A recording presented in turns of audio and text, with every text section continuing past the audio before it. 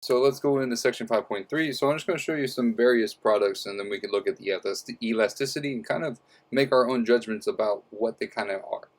So something like the difference between economy class and first class, right? So if we're looking at, the percentage of budget that you're going to be spending your money on it, right? Obviously, the first class is going to be something that is more of elastic.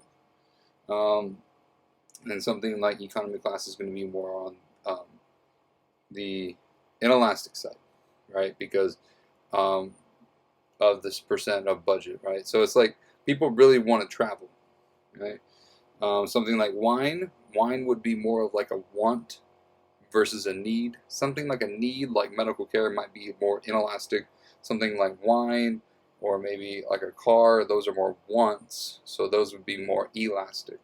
And as we can see here, that's what's actually going on. Even going between basic cable TV and premium cable TV. Obviously, the premium would have a higher elasticity because of the percentage of your budget that you're spending on it. Right? It's more of a want, not a need. Um, Restaurant meals. Okay. If the price of a restaurant meal goes up, you're probably like, oh, I can make my stuff at home. So that could happen too. So that's something to think about. These are the numbers here for the different goods. What I find interesting is that chicken is more elastic than beef. I like chicken a lot, so I mean, I was kind of shocked by that one.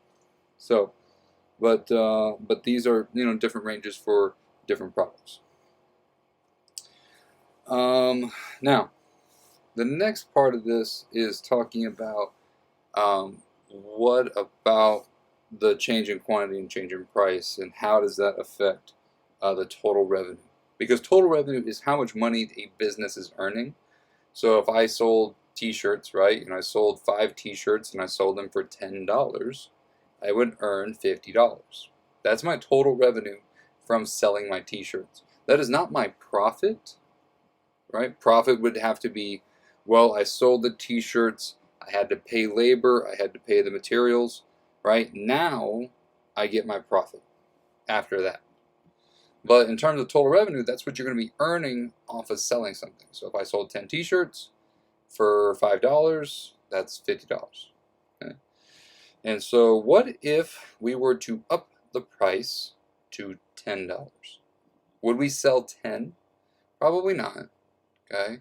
But what if we sold 9? Okay, so now let's go back into what that would look like. Okay, if we sold 10 for $5, that would be 50. But if we sold 9 for $6, that would be 54. Oh hey, price went up, quantity goes down, but yet we had more total revenue. What's going on there? And I'll show you what's going on. That has to do with the elasticity.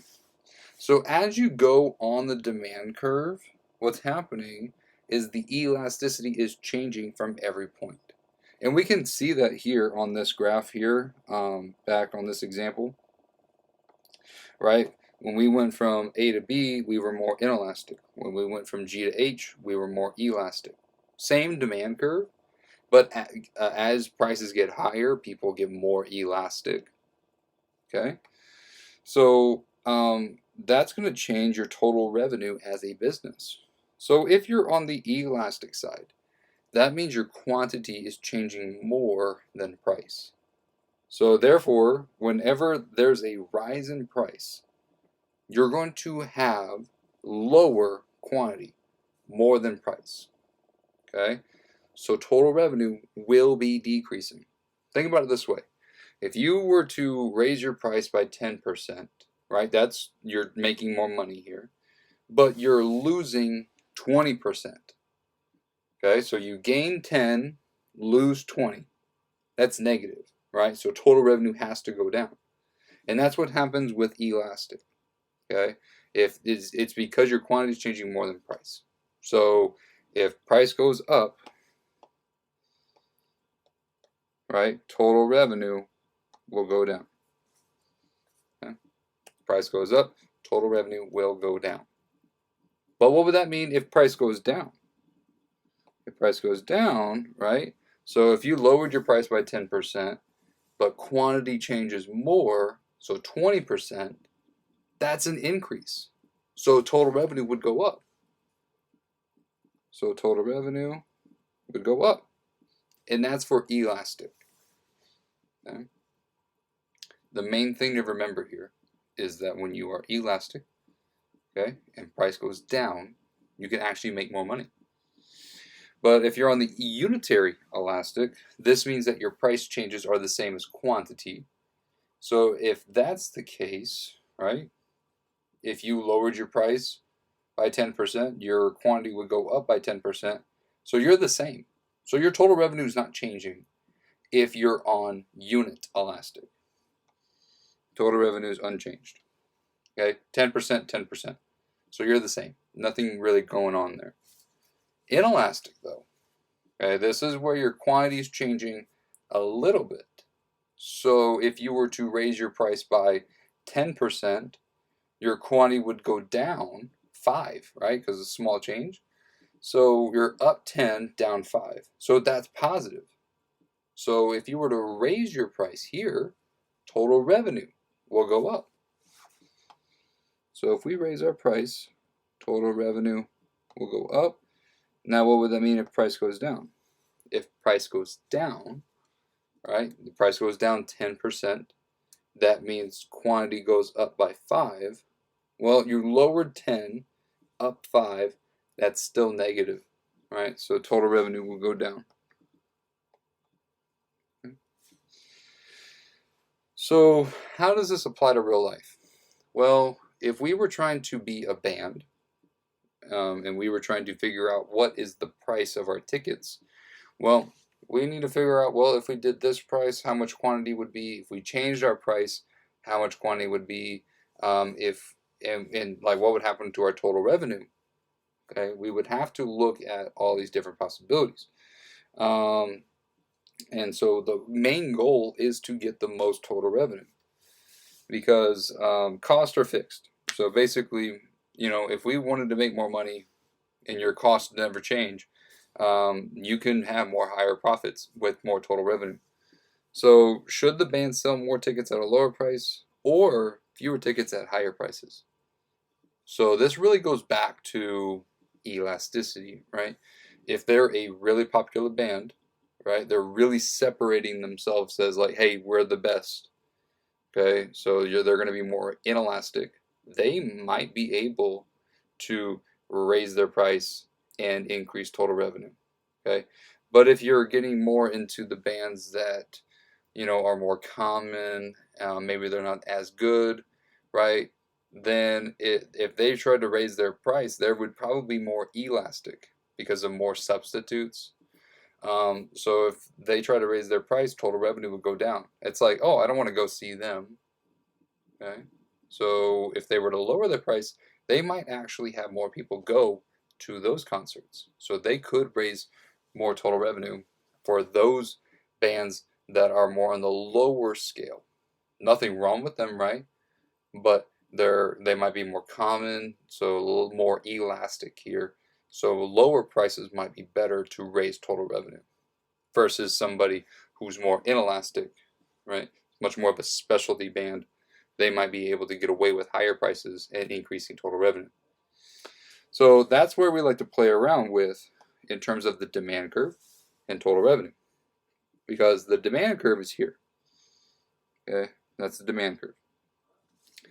And as you can see here, we go from elastic, unit elastic, inelastic.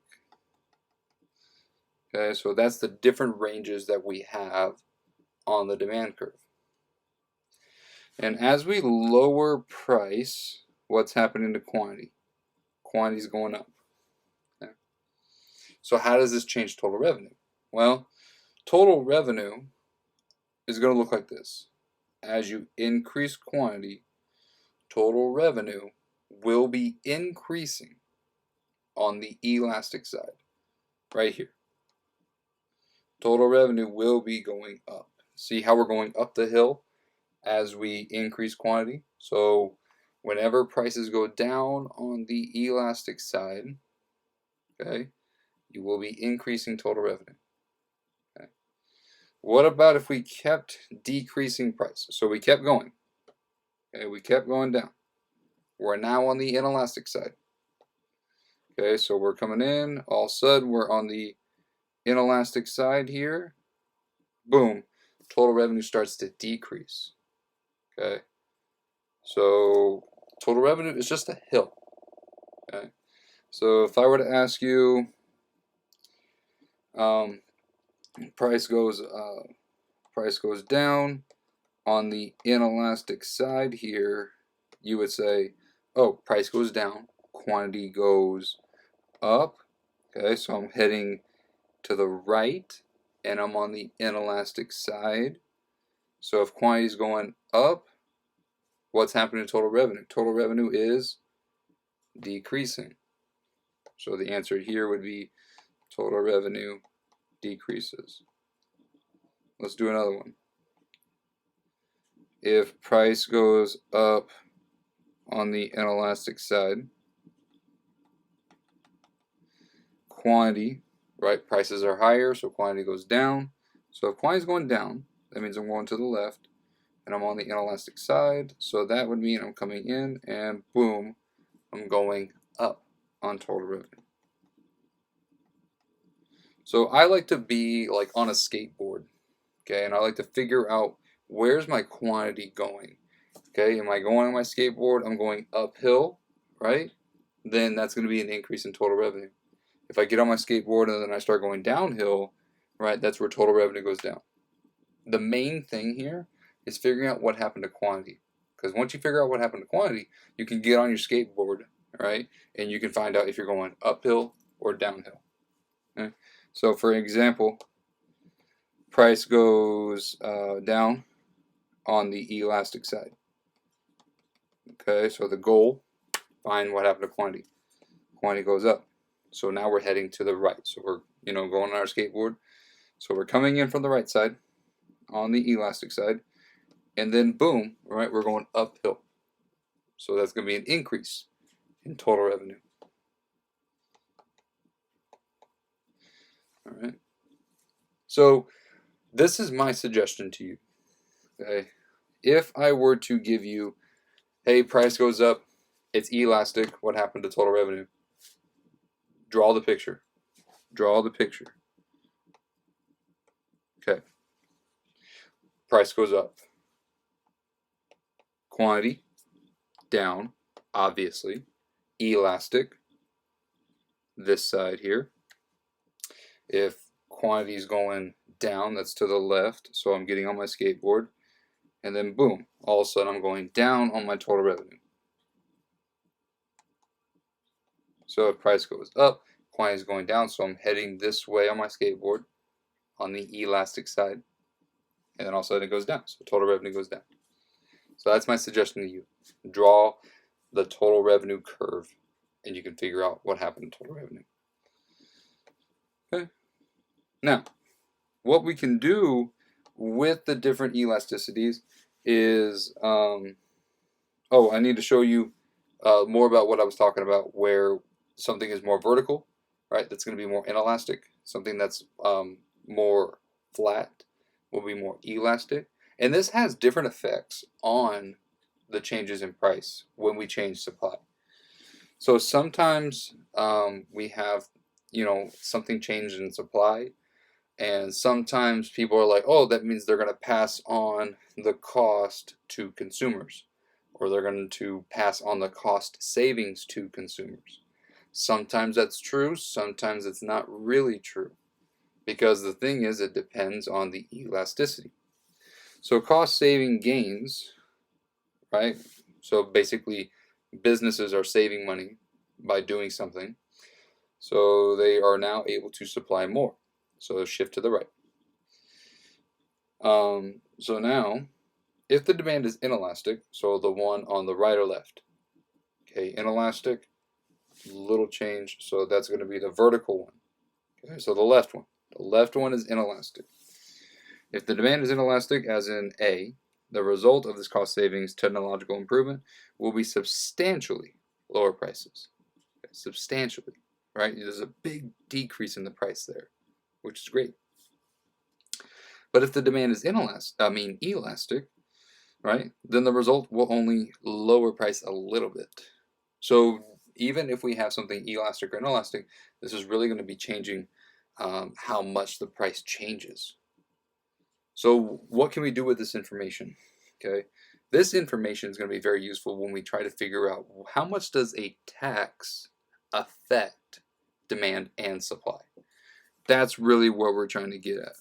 Okay, because if we have higher cost, like a higher tax, then the companies could shift the supply to the left because taxes go up, and they're trying to have a higher price so for the consumers, so the consumers can pay for it. Okay, so let's figure out what this will look like if we were to increase taxes on supply.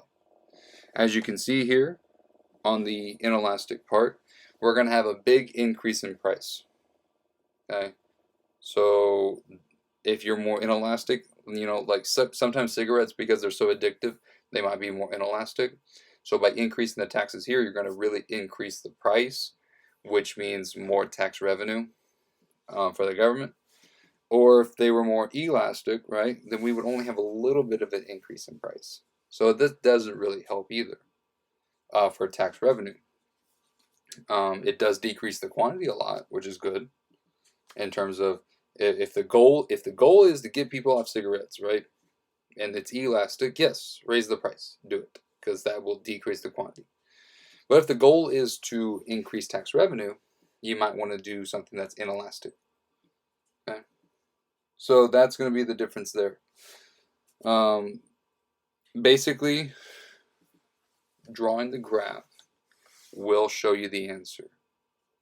Okay, so if something is more inelastic, draw it more vertical, and by doing this, you'll be able to see if something has a big change in price, big change in quantity, things like that. Okay. Now, let's talk about tax incidence real quick. So tax incidence is a manner in which the tax burden is divided between buyers and sellers. So both people are paying the tax. They really are, okay? And I'll show you how. So how this works is if demand is more inelastic than supply, then that would mean that you are willing to pay more for just a little change in quantity, right? Because you need it, you're willing to pay more for it. So if I were to put a tax on it, right, and you're willing to pay more for it, you're going to pay more of the tax. Now, if supply is more inelastic, so that would mean supply is really stuck with whatever they got to do. So if they have to increase the taxes, right, and they have to do the supply, they are inelastic, then they might have to bear more of the tax burden. And I'll show you what this looks like. So here on A, we're going to have a demand that is more elastic than supply, so more flat. If you're wondering how do we know that? Well, I either will have to tell you demand is more elastic than supply, or if I gave you a number, right? Like demand is 2.7, supply is 0.6, right? So demand is elastic and supply is inelastic. Um, so, so basically what we're going to do here is we're going to treat, so what happens when we put taxes on? What happened to supply? Supply is going to go down, right? And because supply goes down, this is your new equilibrium, okay? So this is the supply plus the tax, right? So you have the supply curve and you're adding the tax to it. So PC is the price that you pay. Like if you go to the grocery store and you want to buy something, right? Or no, let's say you're buying a t-shirt. Okay? You buy the t-shirt, they get the total. The total says 20 on the t-shirt, right? But do you pay $20? No, right? You pay more. What are you paying more for? You're paying more for the sales tax, right? So you're paying the $20 plus the sales tax. So then that's what's happening here. The price that you pay, PC, price the consumers pay, will be the supply, the $20, plus the tax. Okay? So that means the firm is getting $20, right? So PP, the price for producers. Okay? So let's call that 20. So when you look at a t-shirt on the rack, it says 20. Okay? And then when you go to pay for the $20 t-shirt, it's going to be like 25. Let's just say 25. So how much is the tax? If you're paying 25, but the producers are only receiving 20, then the tax itself is 5 in this case.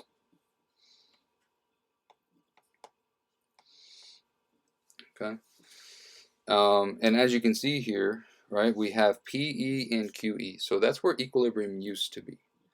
But because of the tax, right, that increases the price because price goes up, quantity goes down. So now we're at QT. So that's what we're buying. Now, the equilibrium price is good to know, all right, because it shows us where we were, and now we know where we are. So we used to be at PE, but now we're at PC. So looking at where you started and where you are now, who is losing more in this situation? Okay, so looking at how much extra the consumers have to pay, right, they might have to pay a little bit. Okay?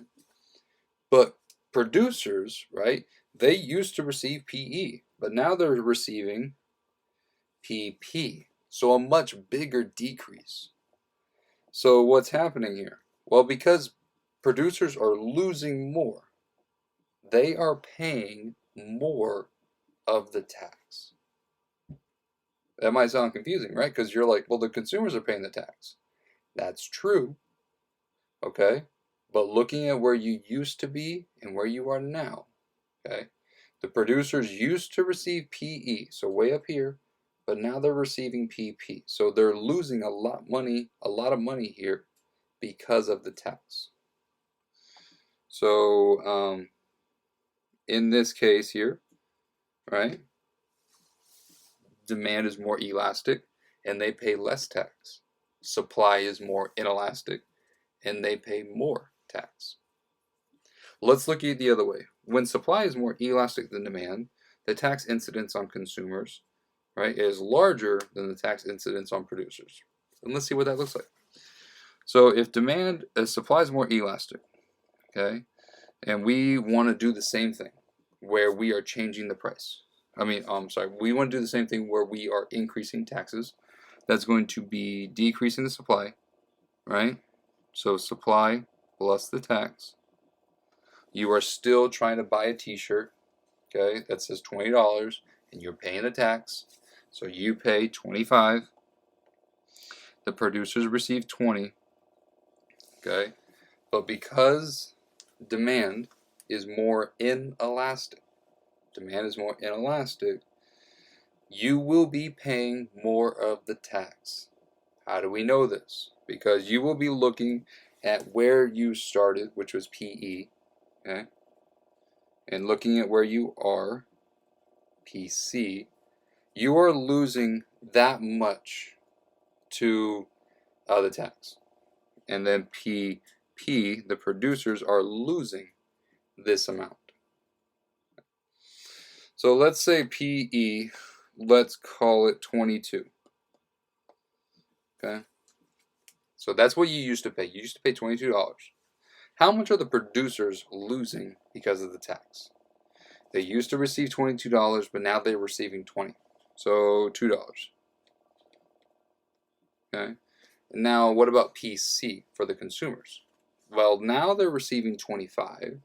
The PC, now they're paying 25, but they used to pay 22. So they're paying an extra $3. So who's losing more in this situation? Consumers. And then if the consumers are paying 3 and the producers are paying 2, the total tax is 5. Okay. Alrighty. So that was a lot to basically say this. More inelastic, more burden.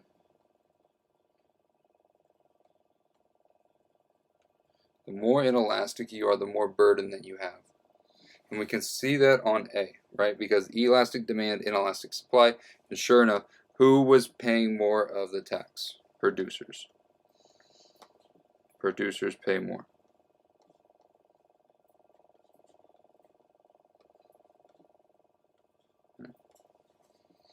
And on the other one, demand was more inelastic. And sure enough, consumers are paying more for the tax burden. Okay? So that's how tax incidence works, is that you will be increasing the tax. So you will change supply. That will change the price that you pay. Okay? And because you have to look at where you started, which was PE, then you will look at what price the consumers are paying. So, and the price that producers are receiving. So PC is what you pay. PP is what the producers are receiving. Okay? And look at the equilibrium. How much extra are you paying? How much are the producers losing? Okay? And whoever's losing or paying more money, that is who has more burden. And the more burden you have, the more inelastic you are. Now, let's talk a little bit about the long run and the short run. Okay? So this goes back to what I was talking about. If you had more time to buy something, then you would be more elastic, right? Because you have more time to make a decision. So elasticities are often lower in the short run. So you have less time to make a decision, so more inelastic. In the long run, right, you can purchase a car that gets more miles to the gallon. So that would be better in the future. So you have more time to figure out how to do that. You could choose a job that is closer to where you live. You could buy more energy efficient home appliances or install more insulation in your home, right? You can have all these decisions in the future, right? So you have more options to look at in the future. You have more time to make decisions, so more elastic. On the demand side of the market, it can sometimes be difficult to change quantity demand in the short run, but easier in the long run, right? So sometimes it's like, I really need, 10 pounds of apples today. But in the future, it's like, well, in the future, I could grow my own apple tree. I could. So that would change my quantity there. Or I could maybe want to start a business, right? And I'm going to need to buy a lot of apples to sell. All right, so that would change my quantity demand of apples. There's a lot of things that could happen in the future, so that would mean more elastic because there's more options. On the supply side, producers of goods and services typically find it easier to expand the production in the long term of several years rather than the short term of a few months. And that makes sense, right? I mean, like, if I were to ask you, how many different shoes can you make in the next 2 months, you would probably say maybe 1, 2. But if I gave you 10 years to design as many shoes as you want, all right, you can come up with different designs, different substitutes, all of those. And sure enough, by having all those different options, you are more elastic. So in the long run, we're going to have a lot more elastic demand or supply. You have more time to buy something. You can do the research and find a better price. And if you can find a better price, you're going to be more elastic because you're like, that's more expensive. I don't want to buy that. I'd rather buy that. Okay? So more elastic. And when we say long run and short run, we'll talk more about what that means. But basically, the long run is saying like in the future, like as far as you want to see, really, like not today, okay, but like in the long run, like years from now, what's happening. Short run is like, okay, what's happening today, what's happening tomorrow. That's the difference. In the next section, we'll talk about 5.4, all right, where we'll talk about the different types of elasticities. I'll see you there. Bye.